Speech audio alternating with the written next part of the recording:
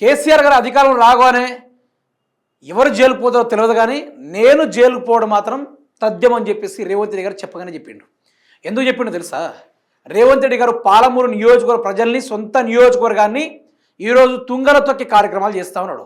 గతంలో పాలమూరు ప్రాజెక్టు కోసం కేసీఆర్ గారు ఎందరో మంది రైతుల దగ్గర నుంచి భూసేకరణ చేసే కార్యక్రమంలో వాళ్లకు ఇండ్లను కట్టించిండు, భూములు ఇచ్చిండు, వాళ్ళ నష్టపరిహారం అయితే డబ్బులు ఇచ్చే కార్యక్రమం కూడా కేసీఆర్ గారు గత ప్రభుత్వంలో చేశారు.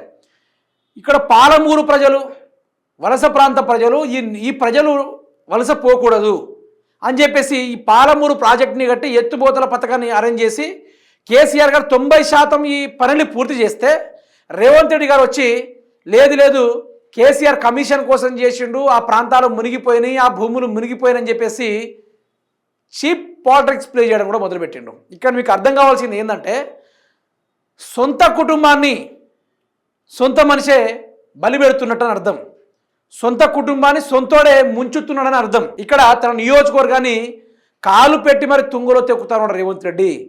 చంద్రబాబు నాయుడు గారి యొక్క కళ్ళలో ఆనందం చూడడానికి రేవంత్ రెడ్డి తెలంగాణ రాష్ట్ర నీళ్ల విషయానికి వస్తే, నీళ్లు వాటా లెక్కింపుల విషయానికి వస్తే మరణశాసనం రాస్తా ఉన్నాడని చెప్పేసి హరీష్ రావు గారు మాట్లాడిండు.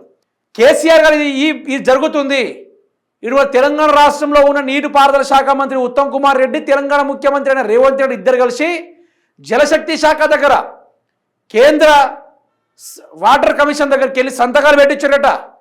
కేసీఆర్ ఏమో నీళ్ళ కోసం కొట్టాడి వాటాలు లెక్కింపు చేసి పెడితే మనం వాడుకున్న తర్వాత ఆంధ్ర వాడుకోవాలి అసలు వాటర్ లెక్కింపు పరంగా చూసుకుంటే. కానీ రేవంత్ రెడ్డి ఏం చేసింది తెలుసా?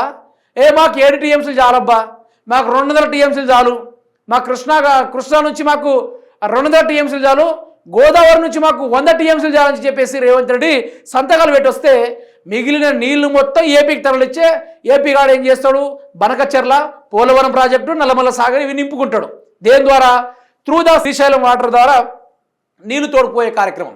ఇక పాలమూరు అనుకుని పాలమూరు నుంచి ఎట్లా తీసుకుపోతాడంటే, పాలమూరుకు 7 టీఎంసీలు సరిపోతాయి అంటాడు మనిషి రేవంత్ రెడ్డి. వ్యవసాయానికి ఎన్ని టీఎంసీలు కావాలి, పారిశ్రమ ఇండస్ట్రియల్స్కి ఎంత టీఎంసీల వాటర్లు కావాలి, ఇలా లెక్క చెప్పుకుంటా పోతే ఒక రిపోర్టర్ క్వశ్చన్ అడిగితే రేవంత్ రెడ్డి అంటున్నాడు కదా, నువ్వు కేసీఆర్ మనిషివా, నేను కేసీఆర్ పంపిండా అని మాట్లాడతాడు. ఇప్పుడు ఈ పాలమూరు నీళ్ళు ఎట్లా పోవాలి? కర్ణాటక, త్రూ ద కర్ణాటక, కేరళ, ఆ తీరు నుంచి ఆడొచ్చిన బలాదులు నిర్మించి అక్కడ నుంచి సీదా ఇటు బనకచెర్లకు తీసుకెళ్లే కార్యక్రమం దిశగా మంచి ప్లాన్ వేసుకున్నారు వీళ్ళు. అందుకని నేను ఏమంటున్నా తెలుసా, స్టిల్ ఇప్పటిదాకా తెలంగాణ కోసం కొట్టాడుతుంది కేసీఆరే, నేను దానికి బాధ్యతగా ఒప్పుకుంటా. ఈరోజు నీళ్లు దొంగతనాలు చేసుకోబోతుంటే సొంత పార్టీడే సంతకాలు పెట్టొచ్చిండు తెలంగాణకు ఆగం చేయడానికి. సొంత నియోజకవర్గం కళ్ళల్లో కన్నీరు తెప్పించే కార్యక్రమం చేస్తున్నాడు రేవంత్ రెడ్డి. మళ్ళీ సెవలెక్కి కేసీఆర్ని తిట్టుడు. అందుకనే కేసీఆర్ బయటకు వచ్చి 1:19 సబ్జెక్ట్ మాట్లాడిండు. మీరు ఈరోజు సెంట్రల్ కమిషన్ దగ్గరికి వెళ్తారు, ఎక్కడ వెళ్తారు? నేను మళ్ళీ వస్తా బయటికి మళ్ళీ వస్తా, నా నీళ్ళ కోసం నేను ఎవడైనా సరే, తెలంగాణోడైనా సరే, ఎవడైనా సరే, ప్రాంతీయవాది తప్పు చేస్తే పాతాళంలో దక్కుతా, ప్రాంతీయతరవాది తప్పు చేస్తే గుడ్డలు ఉడదీసి బాధ్యతగా పొలిమేరల దాకా తరుముకుంటా పోతా అని చెప్పిన కాళోజీ గారు ఏ పద్యాన్నైతే ఏ తద్యాన్నైతే చెప్పాడో అదే అవలంబించుకుంటూ నేను కూడా నా తెలంగాణ ప్రాంత ప్రజల జోలికి వస్తే మాత్రం ఎందాకైనా తెగించి కొట్టడానికి నేను సిద్ధమని చెప్పి కేసీఆర్ గారు 1:19 ప్రెస్ మీట్ పెట్టాడు. అంతేనే కాదా? ఈ లెక్కన మీకేం అర్థమైంది, నాకేం అర్థమైంది అంటే, ఇన్ కేస్ కేసీఆర్ గారు గెలిస్తే, ప్రజల యొక్క ఆదరణతోటి మళ్ళీ గెలిస్తే ముదాలు జైలుకు పోయేది మాత్రం పక్కాగా రేవంత్ రెడ్డి. ఈ తెలంగాణ మీద కుట్ర చేస్తున్న చంద్రబాబు నాయుడు కూడా ఇద్దరు జైలుకు పంపే కార్యక్రమం ఉంటుంది. ఎందుకో చెప్పనా? అది కూడా ఫైనల్గా చెప్తా. ఈ వార్తను ఒక్కసారి వినుకునే ప్రయత్నం చేయండి. ఇది పాలమూరు రంగారెడ్డి భాగమైన ఏదుల రిజర్వేర్. ఈ రిజర్వేర్ ద్వారా నీళ్లు కంప్లీట్గా మనకు రావాల్సిన నీళ్ళని ఏం చేస్తున్నారు అంటే, వీళ్ళు కర్ణాటక నుంచి తరలించుకునే ప్రయత్నాలు చేస్తున్నారు. అది పెద్ద సబ్జెక్టు, దాని గురించి మాట్లాడంటే గంటలే పడుతుంది. ఒకసారి ఇది విందాం. ఇక పాలమూరుపై సీఎం పచ్చి అబద్ధాలు. ఏమట? ఏ ప్రాజెక్టు నిర్మించాలన్నా మొట్టమొదటి భూసేకరణ అనేది అవసరం. ఈనాటి అధికారులు సమాచారం మేరకు పాలమూరు ప్రాజెక్టులకు భూసేకరణ జరగలేదు, పనులు చేసి ఎక్కడికెక్కడ వదిలేసి పోయిండదని భూసేకరణ చేయని ప్రాజెక్టులో నీళ్ళెట్లా తెచ్చి నింపాలే. ఈ నెల 5న మహబూబ్ నగర్ పర్యటనలో ముఖ్యమంత్రి రేవంత్ రెడ్డి మాట్లాడడం జరిగింది. సీఎం అసత్యాలను తేల్చేసిన అధికార లెక్కలు, పథకం ప్రకారమే సొంత జిల్లాలు రేవంత్ వివక్ష, తప్పులు కప్పిపుచ్చుకునేందుకు డాంబికాలు, పాదయాత్ర చేస్తామని బీఆర్ఎస్ నాయకుల హెచ్చరికలతో కదిలొచ్చిన కాంగ్రెస్ సర్కార్ 10% పనులు చేయలేక అసత్య ప్రచారం. ఎంత చేసింది బీఆర్ఎస్ పార్టీ? 90% వాళ్ళకు భూములు సేకరించి ఎవరైతే ఇండ్లు నష్టపోతున్నారో భూములు నష్టపోతున్నారో వాళ్ళకు బీఆర్ఎస్ ప్రభుత్వం ఆల్రెడీ భూములు ఇచ్చింది, డబ్బులు ఇచ్చారు, ఇళ్ళకి ఇల్లు కట్టించారు. ఆ ఎవిడెన్స్ కూడా మీకు చూపెడతా. కేసీఆర్ సర్కార్ సేకరించింది 26,950 ఎకరాలు. ఎత్తిపోతల కోసం ఖర్చు చేసింది రూపాయలు అక్షరాల 27,000 కోట్ల రూపాయలు. మహాయజ్ఞం కోసం పాలమూరు రైతుల త్యాగం. అన్ని మరిచి భూసేకరణ చేయకుండానే పనులు చేశారని రేవంత్ ఆరోపణలు. కేసీఆర్ సర్కారు బట్టకాల్చి మీదేసేందుకు సొంత గడ్డకే ద్రోహం తలబట్టిన ముఖ్యమంత్రి రేవంత్ రెడ్డి పాలమూరు రంగారెడ్డిపై చెప్పింది పచ్చి అబద్ధమని అధికారిక లెక్కలు నష్టం చేస్తున్నాయి.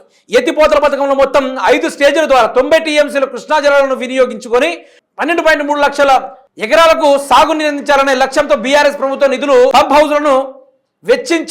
పంప్ హౌజ్లను రిజర్వేర్లను నిర్మించి 90% పనులు పూర్తి చేసింది. మొత్తం 27,081.95 ఎకరాల అవసరమైతే అక్షరాల 26,950.97 ఎకరాలు సేకరించింది.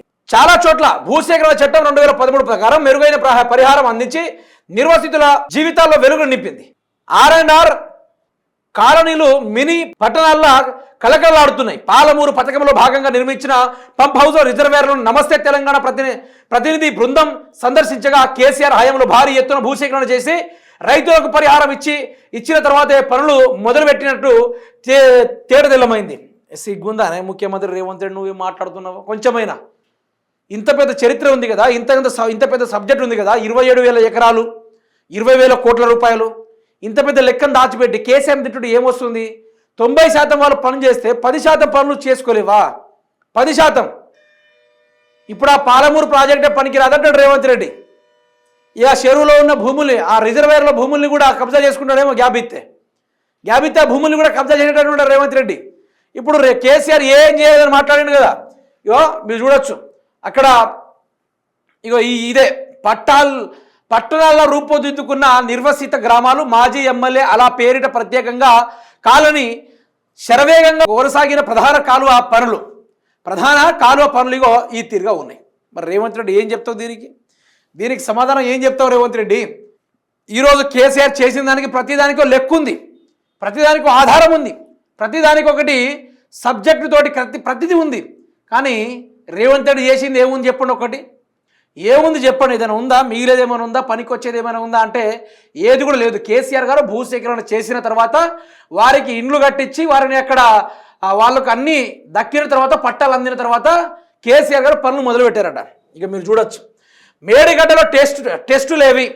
ఇప్పుడు నేను ఒకటైతే చెప్పదలుచుకుంటా, ఇవన్నీ నీళ్ళ యజ్ఞాలు యాగాలు అనేది కేసీఆర్ గారు భగీరథుడు ఏ విధంగా ప్రయత్నం చేశాడో దానికి మించే కేసీఆర్ గారు ప్రయత్నం చేసి నీళ్లు తీసుకొస్తే ఆ నీళ్ళని ఆంధ్రాకి తరలించే విషయంలో రేవంత్ రెడ్డి చూపిస్తున్న చొరవ కావచ్చు, లేకుంటే చంద్రబాబు నాయుడు గారికి అంటగడుతున్న ఈ వ్యవహారం కావచ్చు, మొత్తం తేటతెల్లం అయిపోయే రోజులు దగ్గరనే ఉన్నాయి. నేను ఒకటే చెప్పదలుచుకున్న, కేసీఆర్ అధికారంలోకి వస్తే మాత్రం రేవంత్ రెడ్డి జైలుకు పోవడం పక్కాగా ఉంటుంది. దీంట్లో డౌటే లేదు.